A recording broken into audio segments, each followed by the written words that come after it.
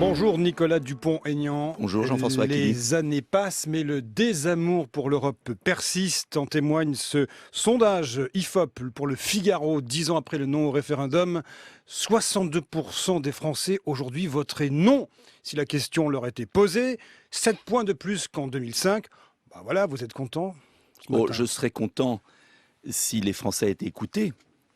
Je serais content si on avait profité, si je puis dire, du vote de 2005 pour réorienter l'Europe, pour la remettre au service des citoyens, des Français, des Italiens, des Espagnols, des Grecs et des autres qui souffrent. Ce qui me révolte, comme je pense beaucoup de Français, c'est que les votes se succèdent, les intentions de vote se succèdent, les protestations se succèdent, les gouvernements sont sanctionnés après chaque législature. Les politiques ne servent à rien. Les politiques au pouvoir, les deux partis qui verrouillent la vie politique française, ne veulent pas entendre leur peuple et se recroquevillent sur eux-mêmes, se referment sur eux-mêmes, au lieu de vouloir changer les choses. Est-ce que vous n'avez pas l'impression que même vous qui râlez, vous ne servez à rien en fait? Écoutez, je fais tout pour servir à quelque chose et j'appelle justement depuis un certain nombre d'années les Français à réagir.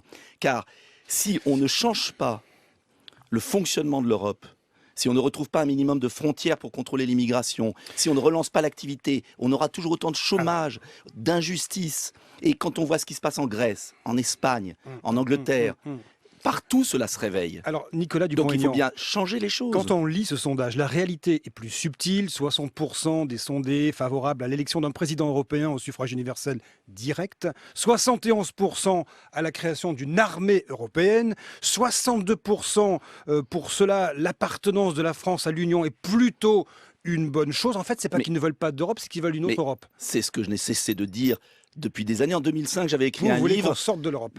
Non,